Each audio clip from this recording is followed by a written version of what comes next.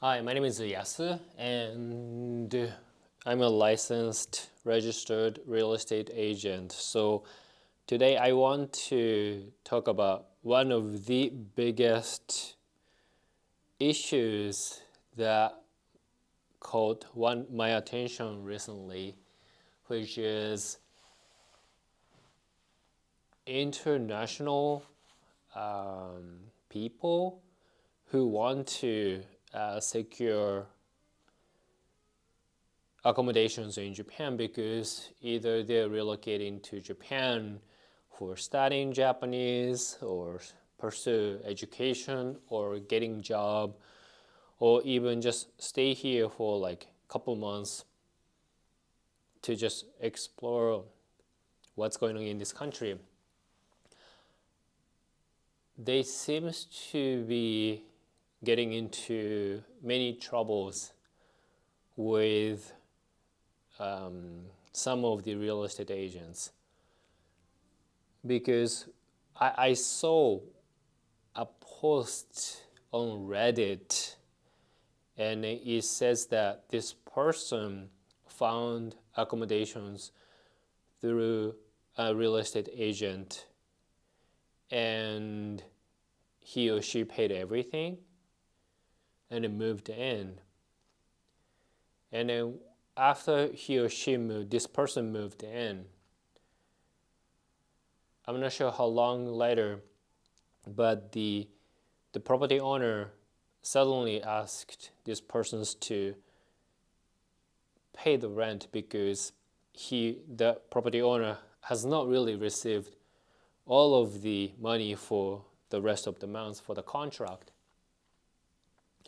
But then this person in the post stated that he or she transferred the money to his or her agent before signing the contract because for this unit, the property owner says that we don't accept international wire transfer, and the only way is to transfer the money to the agent's personal bank account in Japan, and then let the agency handle all of the payment on behalf of him or her.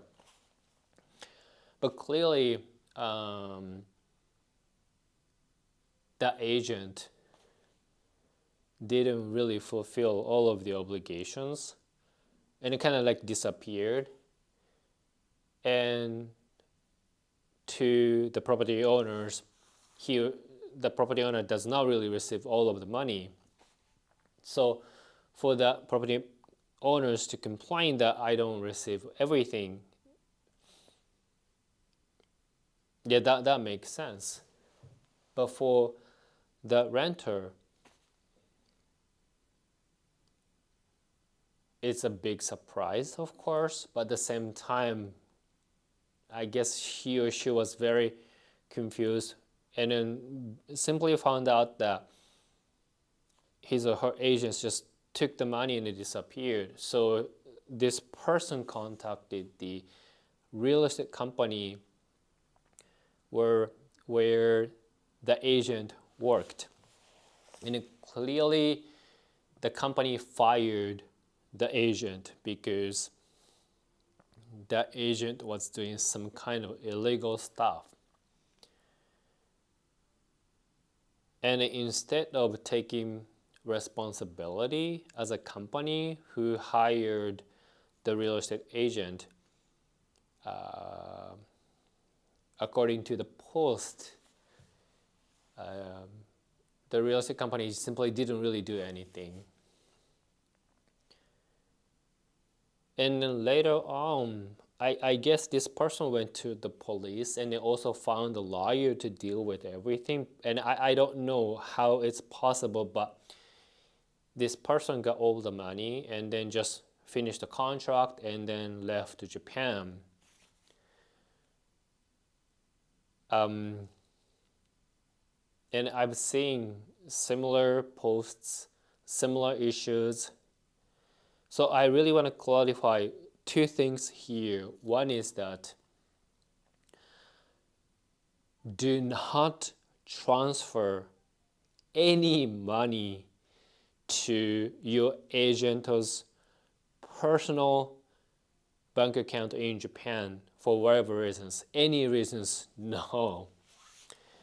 And if your agent ever asked you to transfer the money to his or her personal bank account, cut off, just run away, stop talking.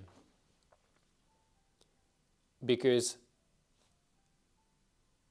that you're supposed to pay the money to the property management company or property owner, and then you sign a rental agreement with the company or with the property owner, not the agent. So for you to pay the money to the agent really doesn't make sense.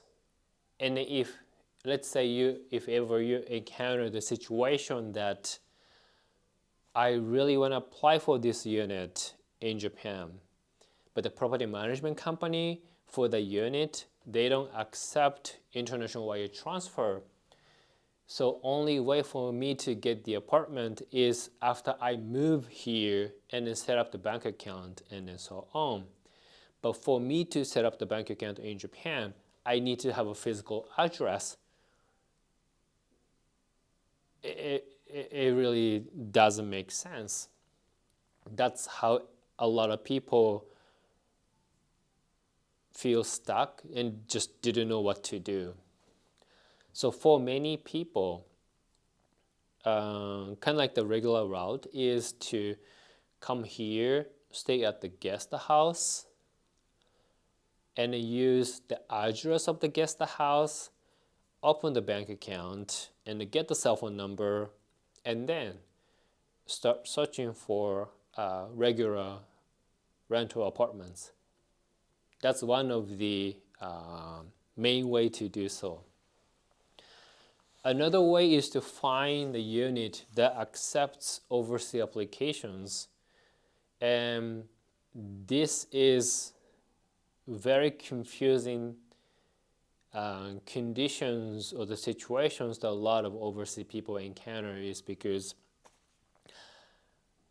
the property management company that accept overseas applications, they're willing to go through all of the application process for overseas people. However, in terms of getting the initial moving costs, like the first month of the rent, or deposit, key money, and everything,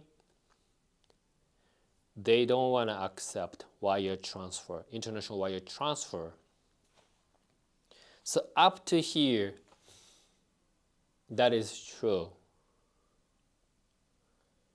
So some of the unethical real estate agents uses that, telling the clients that, oh, the property management company, they don't accept international wire transfer, so I will handle all of the payment for you, so please transfer your money to my personal bank account in Japan first, and I'll handle everything.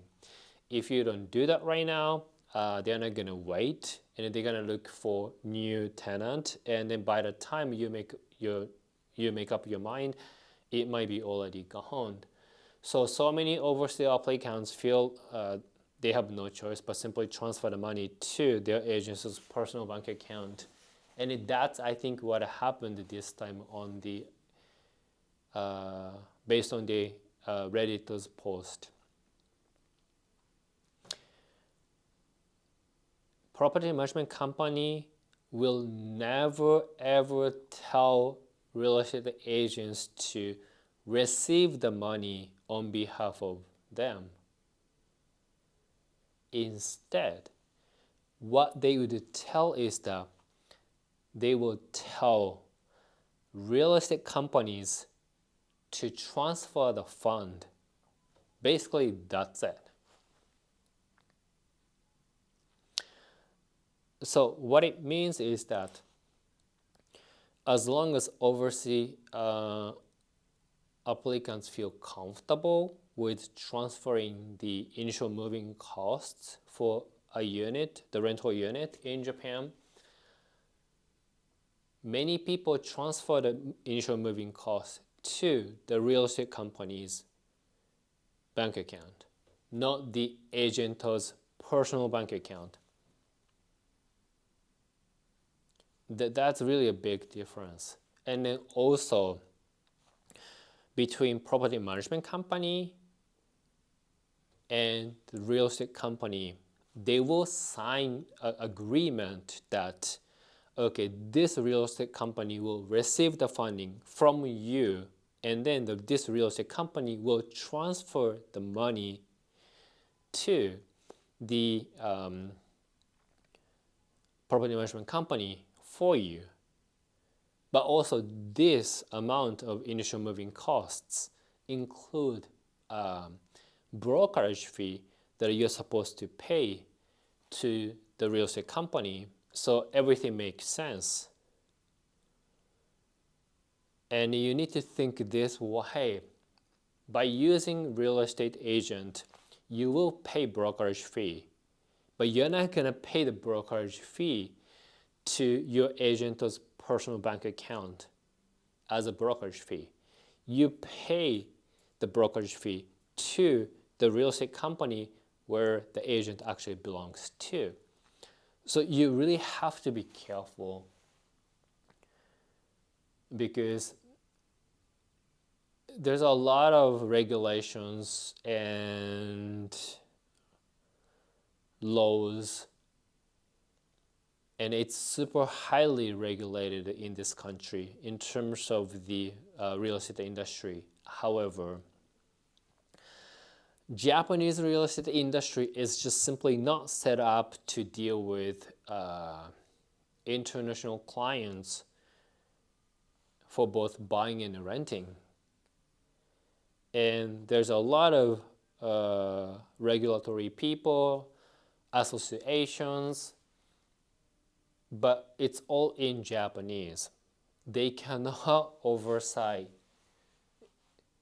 what's going on in the cyberspace, especially in English, Chinese, Korean, Vietnamese, any other languages. They might be able to do so sooner or later by using AI, but just not right now. And in so many companies, there might be multilingual real estate agents working for a company, but oftentimes I see that in terms of the management, they only speak Japanese. So they don't really know what's going on in terms of what their agents tell their clients in English or Chinese or other languages. And then things get so complicated. It's not really oversight. So for you as an overseas person who are looking for a place to rent in Japan and using multilingual or English-speaking real estate agent, you really have to be careful. Indeed, you pay everything to the real estate company, not to the agent. And also, there are just so many self-proclaimed real estate agents in this country. And what you really need is a licensed real estate agent and a registered real estate agent. And I think sooner or later, the industry must to change, because it's just so confusing and it's so not healthy for anyone to claim that I'm a real estate agent without real estate license.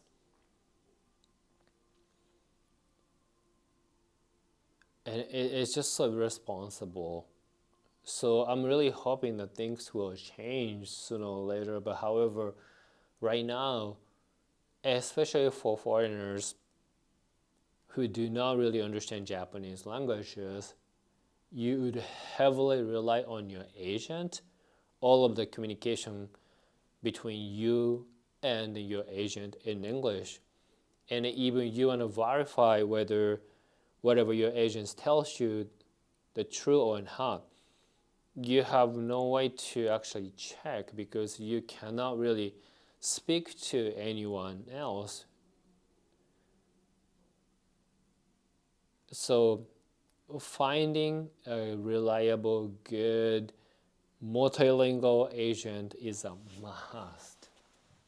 But it's very time consuming. It's really hard to find out who can be trusted or not. So just two things you remember, I want you to remember. One is that do not ever transfer the money to your agent's personal bank account in Japan. That's really one thing. Another one is just ask your agents, are you takenshi? And if your agent says, oh, I'm a takenshi, or licensed real estate agents, then ask the person to show you the license card. It's like a driver's license card. It has all of the informations, just like mine, that it has my unique number, my birthday, my address, my full name, my birthday, everything, because I'm in the national database. And that's how you track me down, how you hold me accountable for everything that I do as a real estate agent in this country. And then when you ask your agent about whether he or she is takenshi or not, and also ask your agent about his or her license, the real estate license, if you cannot get the clear answer, yes or no answer, stop communicating, because it already shows that if something goes wrong, it's really hard for you to have the person accountable for everything that goes wrong possibly. And then moving to a different country is already very stressful. So many uncertain things could happen. And then the last things that you want to deal with is that you pay money, but you have no place to live. You really want to avoid that situation. Yeah. So those are the two things that I want you to remember. That's pretty much it. And another thing, probably the good way is to just, once you start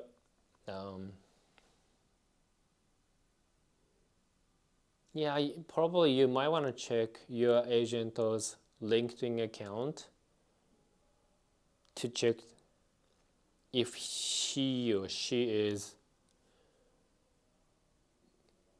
trustworthy or not. Probably that could be a good way, because it's a business social media. People want to build up reputation. And if you're dealing with a real estate agent who can be trusted, then he or she should have decent amount of profile out there on LinkedIn. But if you cannot really find your agent's LinkedIn profile, then you might want to consider if you want to continue to look for an apartment with your agent or not.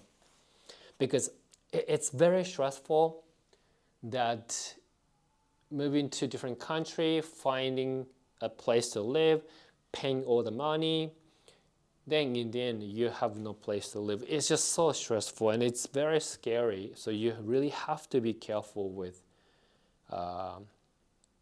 this one. So those are a few ways for you to find whether you have a trustworthy real estate agent with you or not. So hopefully this would actually help. I think that's all. Thank you for listening. Thank you for watching. Okay, bye, Johnny.